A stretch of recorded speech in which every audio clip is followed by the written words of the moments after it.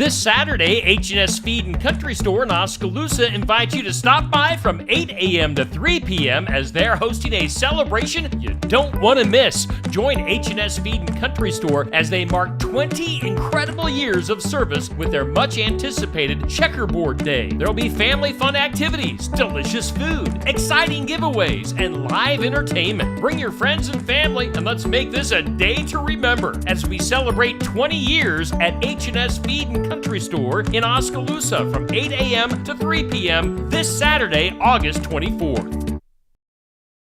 Sigourney Keota football fans, Steve Shetler Media is teaming up with Clint Dye of Tag Team Photography to bring you coverage of Sigourney Keota football this fall. You've seen Clint's fantastic photos of Sigourney Keota football over the last few years. And now Clint is bringing those talents to be showcased on Steve Shetler Media. We're going to have pictures and action shots of each and every game, an in-depth article, and a video highlight of the game as well. You won't miss a thing with Sigourney Keota football coverage right here this year on Steve Shetler Media. New Life Fellowship in Keswick, Iowa is hosting the Victorious Living Conference Friday, August 23rd through Sunday, August 25th, with guest pastors Luke and Jana Hobbs from Tennessee. You're invited to make plans to join New Life Fellowship in Keswick for this dynamic time of anointed worship, teaching, and ministry. New Life Fellowship is located just south of Keswick on Highway 22. The conference schedule is Friday, August 23rd at 7 p.m., Saturday, August 24th at 6 p.m., and Sunday, August 25th at 6 p.m. We hope to see you for the Victorious Living Conference. Central Empire Wrestling presents Bridge City Slam 6 live Saturday, September 7th at the Bridgeview Center in Ottumwa. Come see Jake the Snake Roberts, Buff Bagwell, former WWE Tag Team Champions Demolition, Real One Enzo Amore, The Powers of Pain, The Boogeyman, Snitsky, Jordan Grace, Cameron Burnett, and the stars of CEW. Tickets start at just $20 and include the Fan Fest from 4 to 7 p.m. Get your tickets through Ticketmaster or at the Bridgeview Center in Ottumwa. It's Bridge City Slam 6, live Saturday, September 7th at the Bridgeview Center in Ottumwa. Water is one of the most important nutrients for livestock. The quality of their drinking water affects health, reproduction, and growth. On Successful Farming Radio. Successful Farming Radio, providing information farmers need in the field, in the shop, and in the office. Committed to growing your business in agriculture. Check out our full lineup of Successful Farming podcasts. The Successful Farming podcast goes in-depth into the topics that affect farmers and ranchers. The 15 Minutes with a Farmer podcast offers a quick conversation between an editor and a farmer. The SF Shorts podcast offers bite-sized interviews about agricultural topics. And the SF Daily podcast covers commodity markets, weather, and the big things happening in agriculture each morning.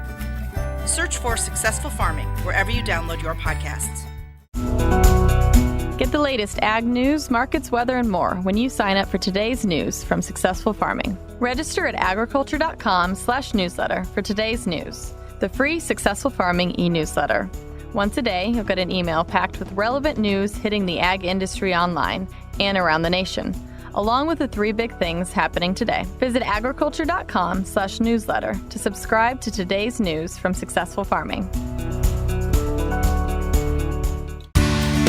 Ponds and creeks provide a convenient source of drinking water for livestock, but they can also serve as a reservoir for disease organisms and toxins. If your animals are showing signs of gastrointestinal upset, salivation, and have difficulty walking, you might want to test the water.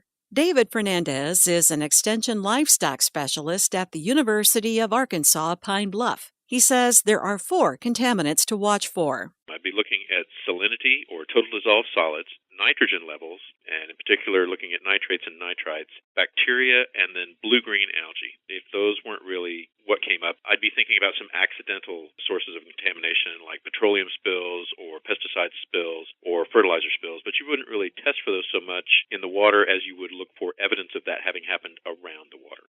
Bacteria often develop when animals are loafing in the pond. Nitrates come from fertilizer runoff, and if converted to nitrites, can prevent oxygen from being carried in the blood. High salinity, or saltiness, can upset the animal's water balance and even cause death. Once we start getting above about 5,000 parts per million, you can start having problems with your animal's not wanting to drink. It may not be safe for calves or pregnant females. And then anything over 7,000 parts per million you really need to avoid. And over 10,000 would be unsafe and shouldn't be used at all. Aesthetically, a bad odor and taste will reduce livestock water intake and productivity. Take a water sample to your local extension office and have them tested. I'm Jody Henke. Learn more about livestock water quality at agriculture.com.